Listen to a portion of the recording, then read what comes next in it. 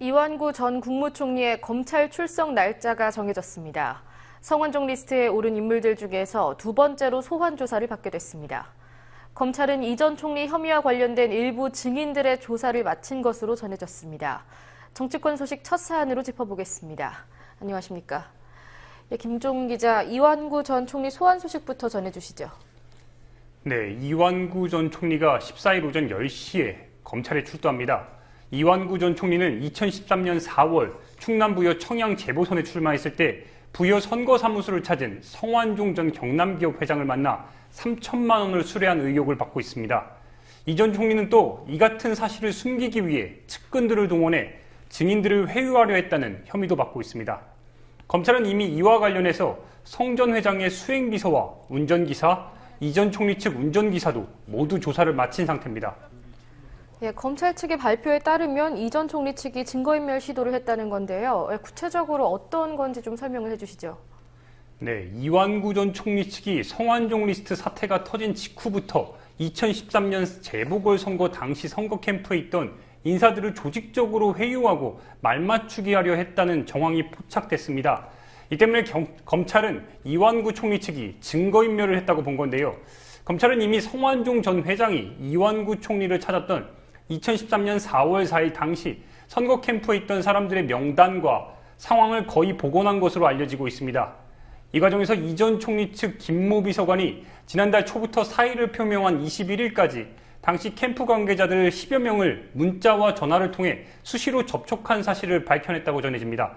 만약 관련 의혹이 사실이라면 부패 척결을 외치던 이 전 총리가 부패 척결의 대상이 될 것으로 보입니다. 한편 이와 관련해서 민주연합은 대변인 공식 브리핑을 통해서 성완종 리스트 수사가 홍준표, 이완구 두 사람에게만 국한돼서는 안 된다고 강조했는데요. 서면 조사를 받을 것으로 보이는 김기춘, 허태열 전 청와대 비서실장을 비롯해서 홍문종 의원과 서병수 부산시장, 유정복 인천시장, 이병기 청와대 비서실장 등도 수사가 필요하다고 강조했습니다.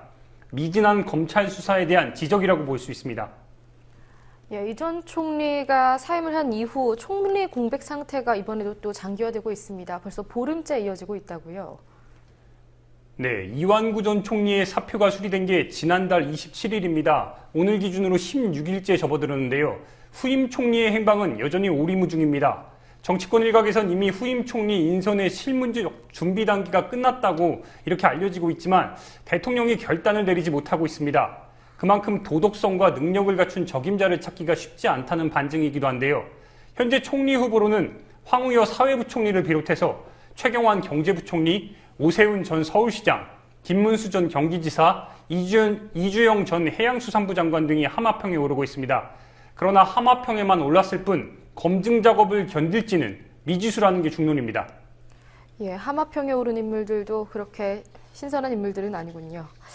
이번에는 세월호 관련 소식들 짚어보겠습니다. 박 대통령이 세월호 특별법 시행령을 어제 오후 늦게 제거했다고요? 네, 지난 6일 국무회의를 통과한 세월호 특별법 시행령이 유가족들의 반대에도 불구하고 어제 오후 늦게 박근혜 대통령의 재가를 거쳐 공포됐습니다. 4.16 세월호 참사 진상규명 및 안전사회 건설 등을 위한 특별법 시행령이라 명명됐는데요. 이번 시행령은 4.16 세월호 참사 특별조사위원회의 직제와 조직 구성 등을 규정하고 있습니다. 하지만 이번에 통과된 시행령안은 누차 강조했듯 조사 대상인 정부가 조사를 진행할 특조위 업무를 담당해 사실상 셀프 조사라는 이런 지적이 계속돼 왔습니다. 이 때문에 이석태 특조위원장 등 상임위원들은 광화문에서 거리 농성을 하며 정부 시행령을 반대했었는데요. 특조위와 유가족들의 강한 반발에도 불구하고 결국 박근혜 대통령은 정부의 시행령을 강행한 겁니다. 유가족도 물론이고요. 특조위 측은 절대적인 수용 불가 입장을 밝혀왔는데요. 이에 대해서 공식적인 입장을 내놓은 게 있습니까? 네, 현재까지 특별조사위원회의 공식 반응은 나오지 않고 있습니다. 그러나 지난 6일이죠. 국무회의에서 세월호 시행령이 통과되자 특조위는 긴급 기자회견을 열었습니다. 이 자리에서 이석태 위원장은 정부의 시행령이 세월호 특별법을 위반했다면서 거부 입장을 분명히 밝혔는데요. 그러면서 시행령보다 상위법인 세월호 특별법에 근거해 개정안을 내겠다고 말했습니다. 즉 허수아비 특조위가 되지 않겠다는 뜻을 분명히 한 겁니다. 시행령이 형식적으로나마 제정되었다고 하여서 상위법은 특별법을 어길 수는 없는 일입니다. 특조위는 특별법에 충실한 시행령을 제정할 것이며 특별법에 근거한 각종 활동을 전개해 나가겠습니다. 특별법이 구체적으로 특조위의 불리한 권한을 활용하여 허술하게 시행령에 구애받지 않는 독자적인 위원회 규칙을 제정함으로써 특조위의 독립성을 지키고 네, 유기준 해수부 장관은 특조위가 개정 의견을 제시하면 검토하겠다는 원론적인 답만 하고 있는 상태입니다. 설사 특조위 개정 건의를 정부가 수용한다 할지라도 시행령 제정과 마찬가지로 입법 예고를 거쳐 법제처 검토 후 차관회의와 국무회의 의결을 거쳐야 합니다. 사실상 쉽지 않은 과정이 될 것이란 지적이 많습니다. 예, 한편 일부 실종자 가족들이 다시 청와대 앞에서 1인 시위를 시작했다고 하는데요. 이유가 뭡니까? 네, 세월호 실종자 허다윤 양의 부모가 어제부터 청와대 앞에서 1인 시위를 재개했습니다. 정부가 지난달 22일이죠. 세월호 인양 결정을 발표한 후 건강 회복을 위해 잠시 요양했는데요. 하지만 올 9월에 인양을 시작한다는 말만 나왔지 인양을 위한 구체적인 계획은 하나도 진척이 없는 상태입니다. 다윤 양의 부모는 하루라도 빨리 인양되기를 바라는 마음에 다시 청와대 앞에 섰다고 이유를 밝혔습니다. 저희가 또 아무것도 할 수도 없네. 또 빨리 인양이라는 거 정석을 발표해 줬으면 아시다시피 또 그 기간이 되는 게 또 너무 길다 보니까. 그러니까 애초에 이제 발표할 때는 9월달 안에는 하겠다고 이렇게 했는데 또 엊그제 뉴스를 보니까 9월달에 또 10월달도 이렇게 또 넘어가더라고요. 그러면서 액수도 커지고 그러는데 일단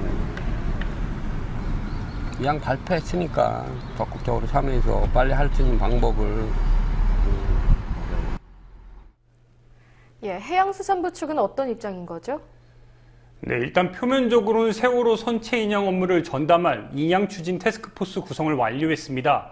이번 주나 차주 중에 인양업체 국제 입찰을 공고할 준비도 하고 있습니다.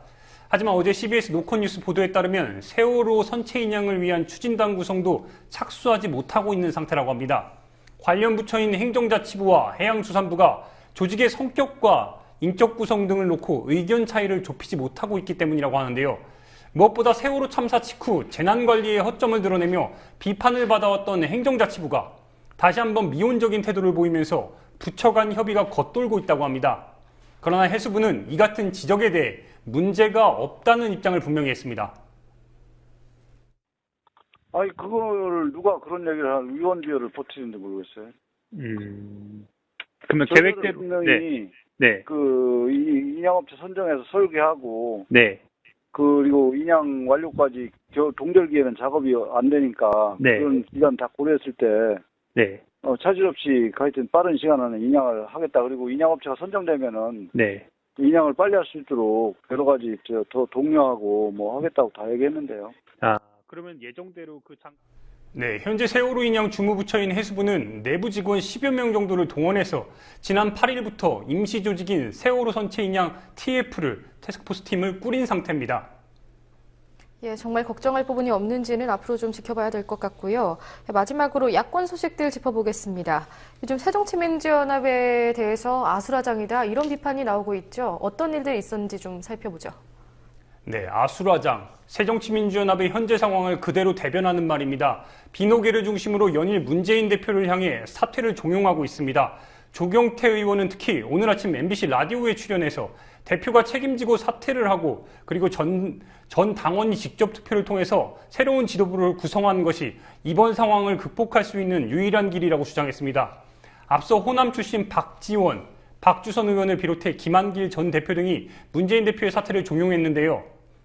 한편 오늘 열린 민주연합 의원총회에서 광주 출신 김동철 의원은 주승용 의원에게 공갈 발언을 한 정청래 최고위원의 출당을 공식적으로 요청했습니다. 우리 정청래 최고의 막말은 있을 수 없는 일입니다. 저는 우리 당의 체질과 문화, 의식을 뼛속까지 다 바꾼다는 의미에서 정청래 최고의 출당 조치를 대표께 요구합니다. 만약에 그러한 일이 일어나지 않으면 제가 결단하겠습니다. 저를 비롯해서 뜻이 있는 의원들과 함께 결단하겠습니다. 저는 네.